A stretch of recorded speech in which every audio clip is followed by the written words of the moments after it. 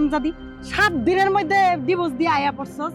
হ্যাঁ, প্রেম করলি, বেড়ার লগে প্রেম কইরা ভাগ্যা গেলি, মান ইজ্জত মারলি, সব শেষ করলি, আবার 7 দিনের মধ্যে ডিভোর্স দিয়া আবার আয়া পড়ছস। মোবাইল কিনা দেওয়াটাই আমার ভুল হইছে। হ্যাঁ, এই বলে না, হ্যাঁ বলে না, হ্যাঁ বলে না, খালি মানুষের কথা কইতে। এখন তো তোর নামে সারা এলাকা দুর্নাম রইতে গেছে গা। হ্যাঁ, মোবাইল দেওয়াটা কি আমার অন্যায় হয়ে গেছে গা, অপরাধ হয়ে গেছে গা? তুই আবার বেড়ারে ডিভোর্স দিয়ে আবার আয়া পড়লি। হ্যাঁ আম্মা, সারা এলাকায় কেন মুখ দেখাইতে হবে? ঘরে বসে মুখ দেখাম, বাইরে মাস্ক পরে আসলাম। আর কি করবো বলো? ফেসবুকে তো চেহারা দেখছিলাম যে অনেক সুন্দর হ্যান্ডসাম বয়, কিন্তু যখন মিট করতে গেছি, মানে পালায় গেছি, যখন গেছি তখন দেখছি একটা বুইড়া বেটা। কি করবো, পালায় এসেছি, তোমাকে মান সম্মানের ব্যাপার। আমি একটা অ্যাডজাস্ট করতে নিয়েছিলাম, শ্বশুর বাড়ি গেলাম, বেটা যথেষ্ট ভালো ছিল, বেটার নামে মিথ্যা কথা বলে লাভ নাই। তবে শাশুড়ি, আল্লাহ রে মা, কি গো জল্লাদ শাশুড়ি, আমার দিয়ে এত কাম করাইছে, এক সপ্তাহ ধরে থালা বাসি মাজত, ঘর ঝাড়ু দেওয়া, তার মানে সোজা কথা বলতে গেলে একদম পুরো আমার কামের ছেলে বানায় রাখছে। বাবা দেখো, সবাই তো পরীক্ষা দেয়, আমার মতো ভাগ্য এরকম কয়জনেরই বা থাকে। এই যে তুমি আমাকে পরীক্ষা দিয়ে নিয়ে যেতেছো, আমার যে কি ভাল লাগতেছে বাবা। আচ্ছা বাবা, তুমি আমরা সবসময় পরীক্ষা দিতে নিয়ে যাবো তো? অবশ্যই নেব। দেখ, আমি একজন ভাগ্যবান পিতা, এরকম কয়েকজন ভাগ্যবান পিতার কপালে জোটে যে তার মায়ের সঙ্গে পরীক্ষা দিতে নিয়ে যাচ্ছে।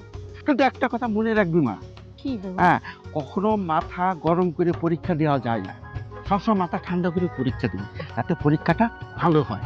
আচ্ছা বাবা, হ্যাঁ? ওইটা নিয়ে তোমার কোনো চিন্তাই করতে হবে না। আমি করে নিয়ে আমি কেমনে মুখ দেখাই, কেমনে ঘরে দেই? কি হয়েছে রহিমা? আসসালামু আলাইকুম ভাই। ওয়ালাইকুম আসসালাম। আর কোয়েন না ভাই, দেখেন না মাইয়াটা কয়দিন আগে গেল গা বাইকটা, তারপরে আবার 1 সপ্তাহ না যাইতেই জামাইরে ডিভোর্স দিয়ে আয়া পড়ছে। এখন আমি কেমনে মুখ দেখাই, কেমনে আমি এই মাইয়ারে লইয়া ঘরে যাই কোন তো ভাই? দেখো বাবা, আজকে আমার মেয়ে স্কুলে পরীক্ষা দিতে যাচ্ছে, আর তোমার মেয়ে কি করলো? ডিভোর্স দিয়ে আসলো।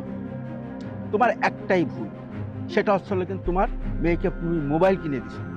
এই মোবাইলটা কিনে দেওয়া উচিত হয়। আজকে এই মোবাইলের জন্য কিন্তু তোমার মেয়ের ক্ষতিটা ডেকে যাচ্ছে, বুঝতে পারিস? আরে ভাই, মোবাইল তো লাগে, মোবাইলে নাকি পড়া দেয়, কত কিছু দেয়, এই লেগে না আমি মোবাইল কিনা দিছি। হ্যাঁ, অবশ্যই মোবাইল লাগে। দেখো, আমার মেয়েকে আমি মোবাইল কিনে দিলাম, আমার মোবাইল দিয়ে সে সবকিছু দেখে, তা আমার মেয়ে লেখাপড়া হচ্ছে না? দেন ভাই, আমি তো সহজ সরল মানুষ, আমি তো আর এত কিছু বুঝি নাই। আর আমার মেয়ে বলতো এই মেয়ে খারাপ, ওই মেয়ে খারাপ, ওই মেয়ে খারাপ। আমি তো আমার মেয়ের প্রচুর বিশ্বাস করছি, অন্ধবিশ্বাস করছি। এই মেয়ে যে এরকম করবো ভাই, এটা তো আমি বুঝি নাই। এইটাই তো তোমার সবচেয়ে বড় ভুল হয়েছে। তোমার মেয়েকে তুমি মোবাইল ফোন কিনে দিছো, যেখানে সেখানে বসে বসে অনেক রকমের কথা কইছে, গ্রামের লোকে শুনছে, তোমার কাছে বিচারও দিছে, তুমি কোনো কর্ণপাত করো না। এইটাই হলো তোমার সবচেয়ে বড় ভুল। আজকে যদি তুমি কর্ণপাত করতে, তোমার মেয়ে এই জায়গায় আসতো আর এই ধরনের ঘটনা ঘটতো না। তুমি এটা বড় ভুল করেছো। এখন আমি কেমনে মুখ দেখাই কোন তো ভাই? কেমনে আমি এই মায়া লইয়া কেমনে আমি ঘরে ঢুকি? মন দায় চাই পল্লাটা কাইটটা ভাই নদীতে ভাসায় দিই। ঠিক আছে, যা হবার হয়েছে, এখন তোমার মেয়েকে জিজ্ঞেস করো সে কি করতে চায়। এই তুই এখন কি করবি?